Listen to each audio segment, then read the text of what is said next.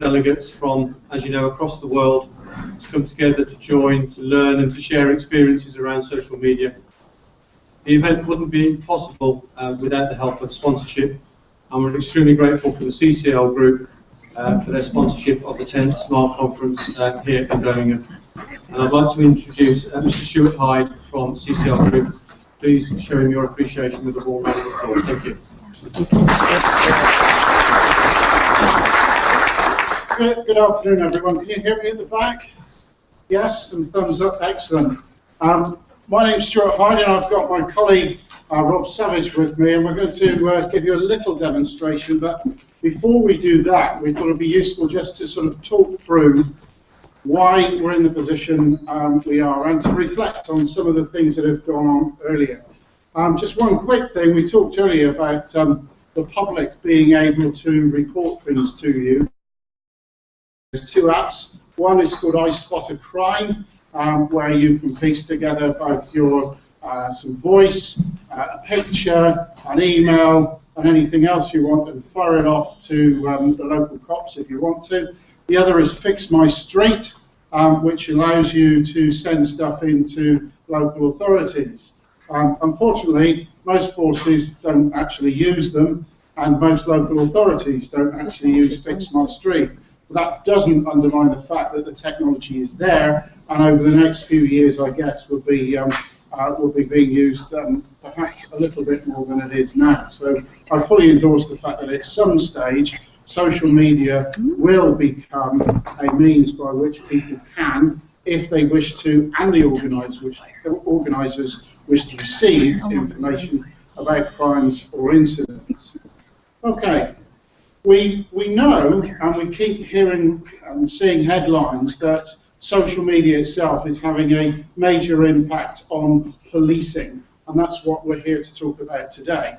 A small force up in the north of about 1,000 officers. In 2011, a search of their communications database, that's all the comms incidents that they dealt with, produced 14,000 references to the word Facebook. In 2012, that had increased to 17,000, and in 2013, it had increased to 28,000. So like it or not, social media attributes are having an impact on policing, and police officers, staff, call centre staff, and everybody else should have the capacity and ability to at least understand what it's about. So what are some of the issues that are being faced at the moment?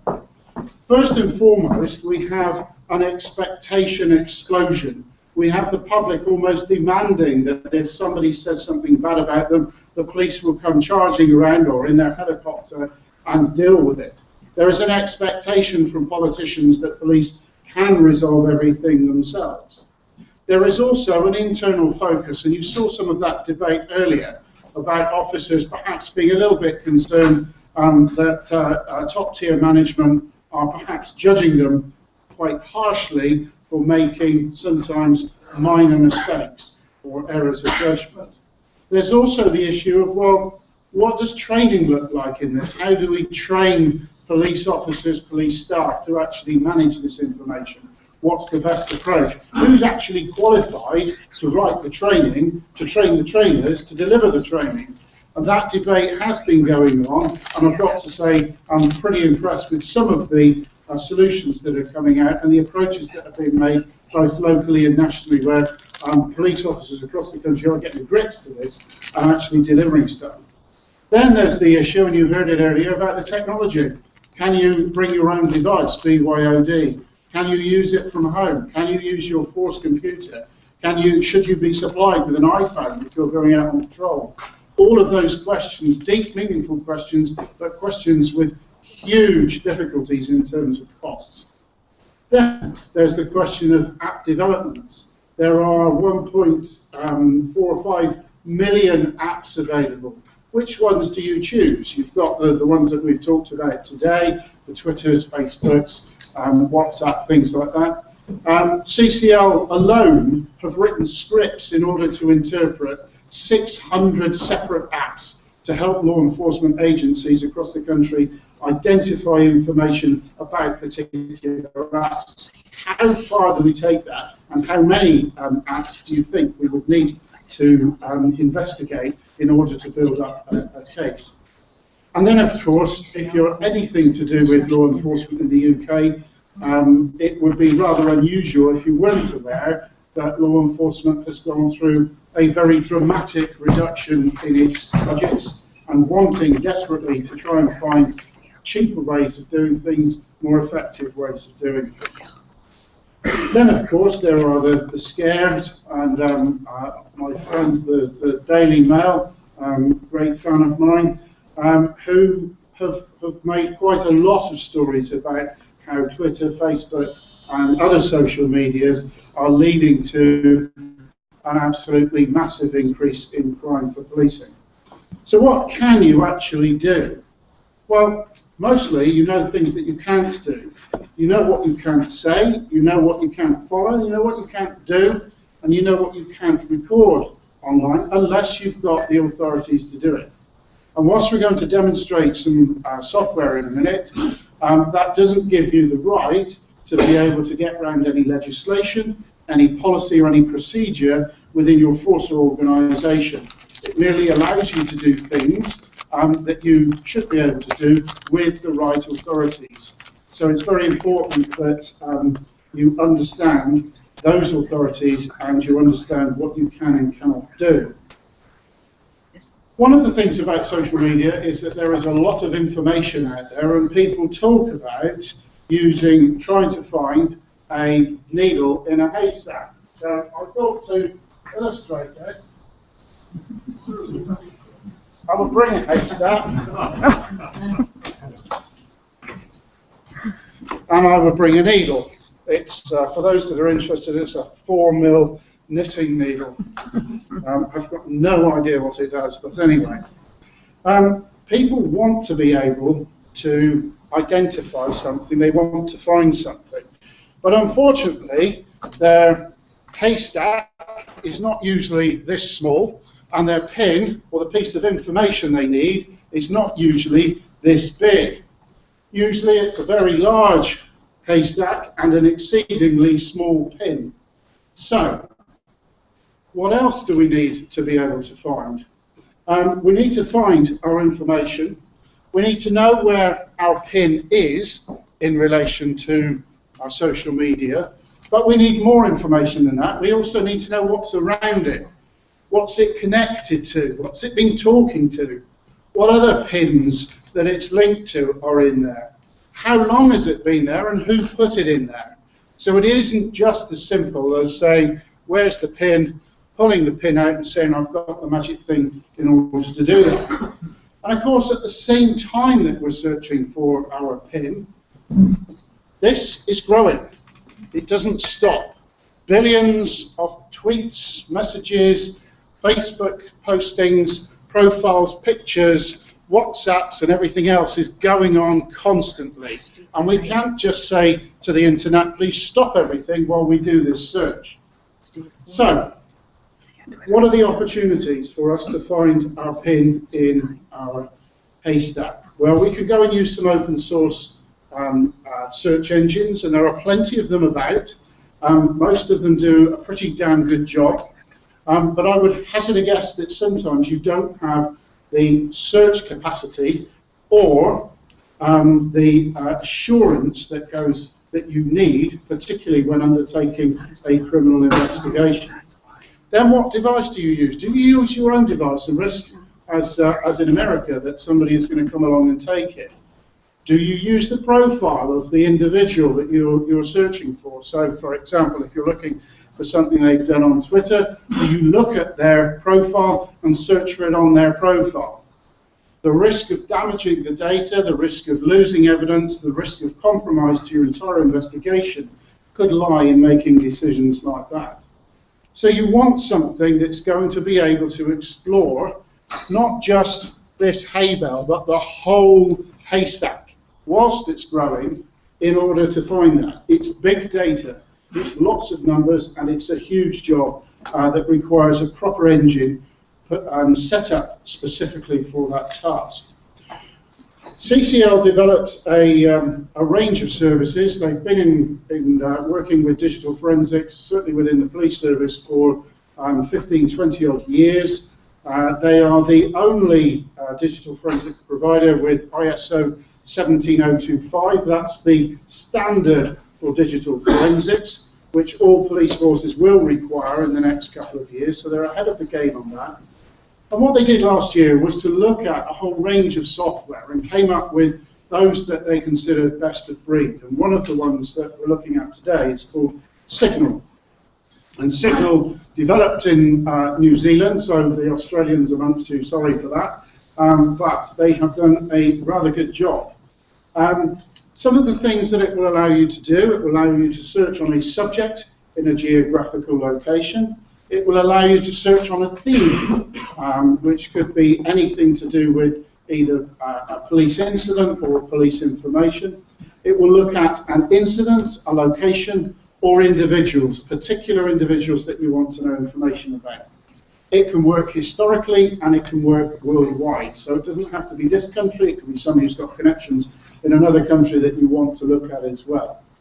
It's entirely programmable by you as an individual, and you don't need a degree in computing science in order to operate it. I certainly don't have one, and I've been able to set it up and use it on the road fairly quickly and effectively. Most importantly, it's working when you're not. So you can set it to do things when you're going off duty or during the night, and it's collaborative so that you can share the results with colleagues as well. So it isn't just down to one specialist investigator sat in a darkened room working 9 to 5, being able to deliver that information. Most importantly, it's easily transportable. It's available on the web. It's a web product. It's not something that you have to load into a PC and then to worry about connectivity through your network. So that's some of the things that it can do. But it's easy to learn how to do it, and hopefully in the demonstration in a minute you'll see that. We believe that it will also allow you to drive your communications. It's a tool that can be used to help corporate comms, to help you to understand what things are taking place, follow different stories as they develop, follow particular areas or subjects or people. So it will help you to create your own strategy, your media strategy, as well as being an investigative tool. The training for it is exactly the same, and it's pretty. You can interact safely with it. You can't break it. You can't lose data. You can't affect the intelligence and the information that comes from it. So it's perfectly savable in a proper format for use at court at some later stage. Most importantly, it's discreet. It doesn't send out a big flag saying, I'm following you, I know what you're up to. It does allow you to undertake discreet follows as well. Again, subject to the law. And you're able to operate it perfectly legally. It's an intelligent tool, it thinks easily, and you can tell it to do the things that you want it to do. It isn't just driven by a whole range of things that you have to adapt to. You can make it adapt to you and to your needs. Okay, we're going to, I'm going to hand over to Rob to do a demonstration of it. We are using the demonstrator model. It is not the full metal jacket facility, purely because we're in an open environment here. And there are some things, some of the facilities that have been switched off, for example, historic. But you'll get the idea of how easy it is to use and how easy it is to set up. Rob. Great, thanks very much. So before I launch into the demo, Stuart mentioned that we did an exercise to have a look at the tools in the market so we could choose which ones we thought were best, which we could offer with the most confidence. And we found these broke down broadly into two different types of categories of tools, and I thought it worthwhile just explaining the difference before I launch in so you know what it does do and what it doesn't do. The first type of tool is the monitoring and response tool. Now these are designed to equip an analyst with the ability to observe and use what's happening on social media in real time. So this can be used for intelligence, or as Stuart mentioned, outward communication. What we're doing is we're looking at sort of the world of social media, monitoring that and responding to that at the point in time. The other type of tool is the retrospective investigation tool. Now, this is designed to allow analysts to defensively preserve social media content. And the other tool, which we offer, is called X1. I'm not going to go into that today, but if you do have any questions, please feel free to come and talk to me. This will allow an analyst to preserve social media content. So they've found something on a page or someone's profile that they need to preserve for evidential purposes. We can preserve that and preserve it defensively and forensically. So the challenge faced when using a social media tool for intelligence purposes. Stuart said with his example of the hay bale, it's the sheer weight and velocity of information that's the biggest challenge. Now, my background is in sort of the classic digital forensics, so your mobile phone or your computers. Now, for us, the challenge there is in actually accessing the information. That's much more straightforward with social media because it's publicly available on the internet. Our challenge is in dealing with the velocity at which that information comes to us. Now, the analogy of a needle in a haystack, imagine looking for that needle when there's 45,000 additional straws of hay being tipped on it every second. Now, to put that into context, it's about 2.7 million, numbers here, 2.7 million per minute or 3.8 billion per day is the speed at which this information is coming in. So any tool which you use has to be able to digest and present this information very quickly and very effectively. Because of this weight of information, we expect there to be a very high proportion of noise in what we're looking at. We may be looking for, say, one post, but actually we've got 3.8 billion to contend with. So it has to have a very, very in-depth and dynamic searching capability. And that's where I see some of the free tools actually falling down. You'll find, yes, you can do a search, but you'll be wading through a lot of noise to get to actually what's relevant to what you want to see. So, jump into the tool now. I'll get my excuses in early. This is going over a Wi-Fi connection through Stuart's iPhone. But it's been working fine all morning, but the nature of live demos, this is where everything's going to change. So, the interface is designed to be sort of as easy to use. Right.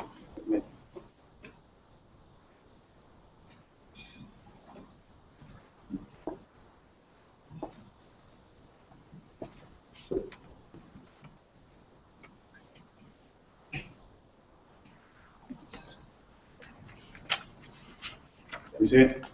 Right. I was the captain talking the entire presentation if no one said anything, so thanks to you.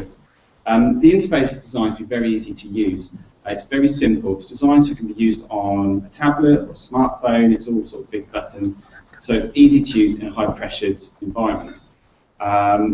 It's a cloud-based system, which means there's no procurement of hardware behind it. Simply, you pay the license fee and you get a log on, and then you're good to log in, and it can be rolled out across the entire force.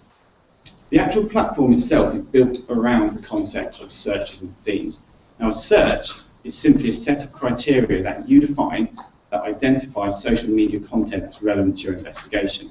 A theme is simply a collection of those searches that are related. So, for example, if we're looking to monitor an Aston Villa home game, and for those not from the UK, Aston Villa is a local Birmingham club. If you wanted to set up an instant room and you've got somebody monitoring social media traffic around a Villa home game, you could use that signal. So you might have one search which is looking for references to Aston Villa or AVFC, along with terms suggesting violence, and another one that's actually targeting the geographic area around Villa Park. It's probably best to show that with an example. So I'll set up a new search. I'm going to call this one AVFC and violence.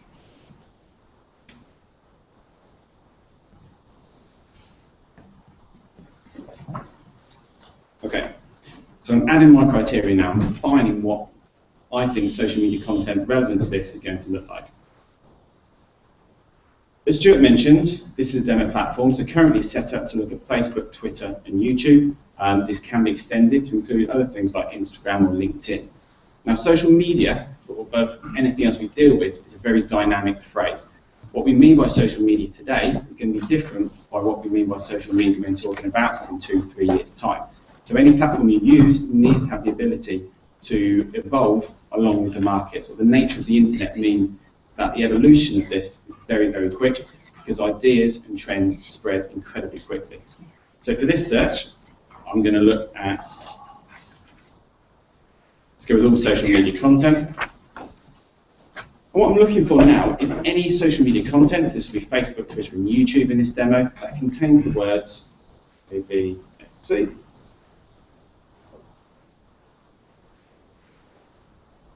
or Aston Villa.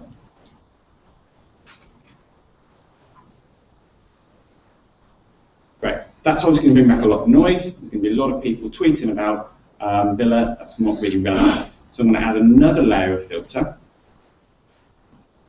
and include some terms that might suggest trouble or violence. So I'll go with scum. We'll go fight, assault,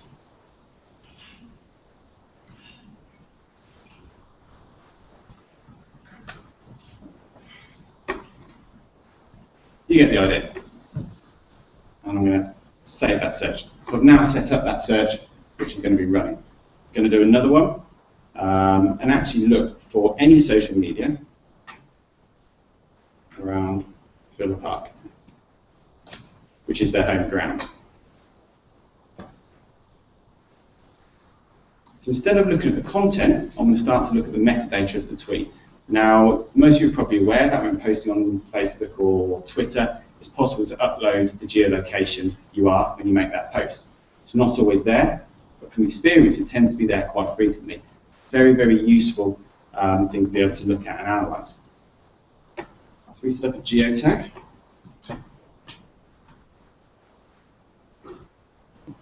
So it is.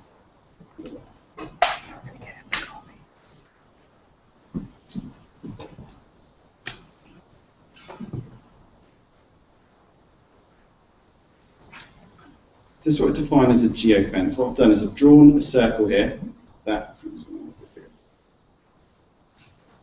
almost a kilometre away from Villa Park. So now any social media that provides its location and the location falls within that shaded area will be responsive to this.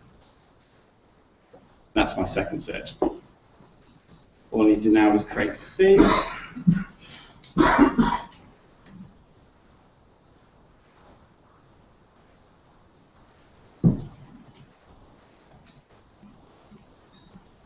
And add our two searches.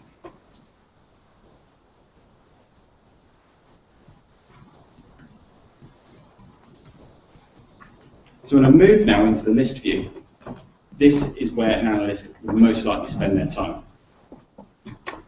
There's nothing in there yet. As I say, I'm only looking at live traffic. It is possible to assign an historic date range, and then it will pull back the data responsive to your search from that date range. But this one's actually only looking at new tweets, of which there aren't any.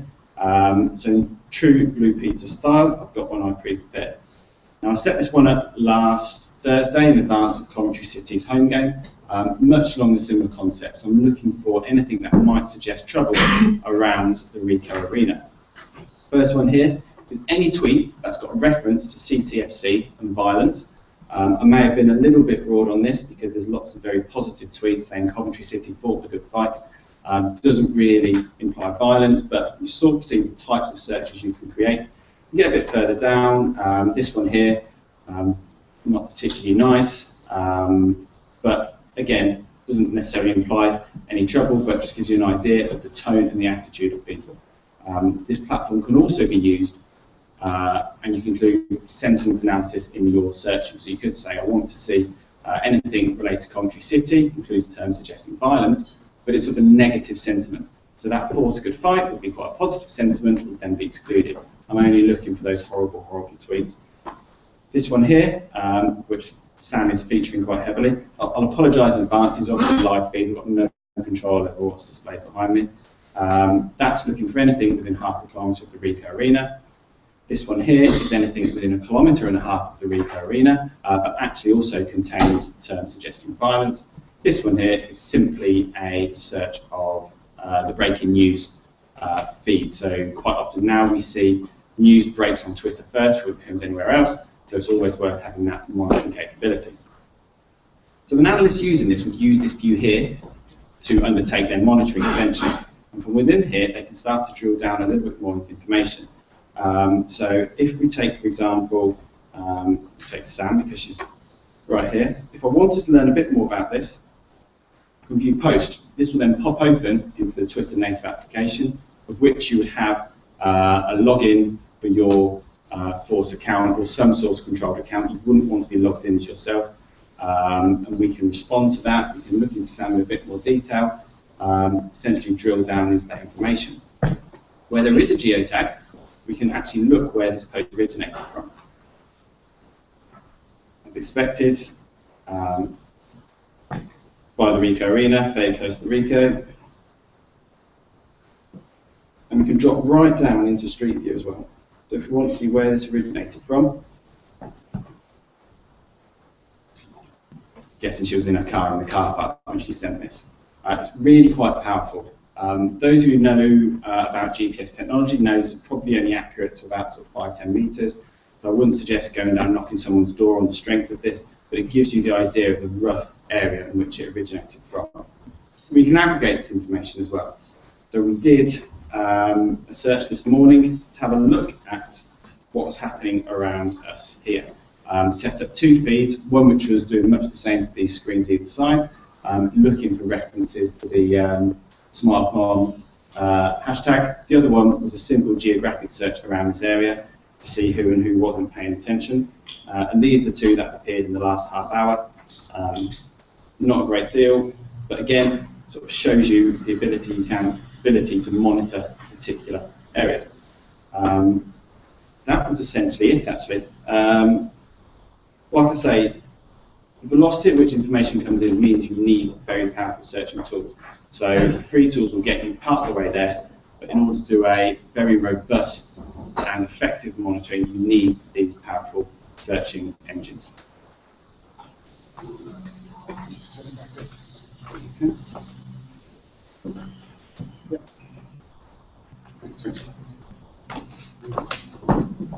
Okay. So we've talked about using open source. We've talked about some of the problems in using your own devices and using other people's profiles and the risks that can lead to in trying to identify intelligence and information that you can therefore use for your case. And we talked about the need to have a decent tool to be able to do proper digging with big data. Signal gave all of those things. It allowed you to do geosearching on themes, subjects, people, historic, but the best thing about it, it's tailor-made to suit your individual needs. And it can also be used for corporate comms as a proactive thing. It can be used for local beat teams to understand what's going on in their local area, as well as intelligence for large events such as the New Year's Eve or any disorder that has been mentioned earlier in some of the other presentations. So that basically is Signal. We've got lots of information about it, and we can do other demonstrations for you, or we can set in motion overnight any search that you want undertaken, and we'll let that flow and you can have a look at it, the results in the morning, or if there's any other information about that, I'm more than happy to share it with you. Thank you.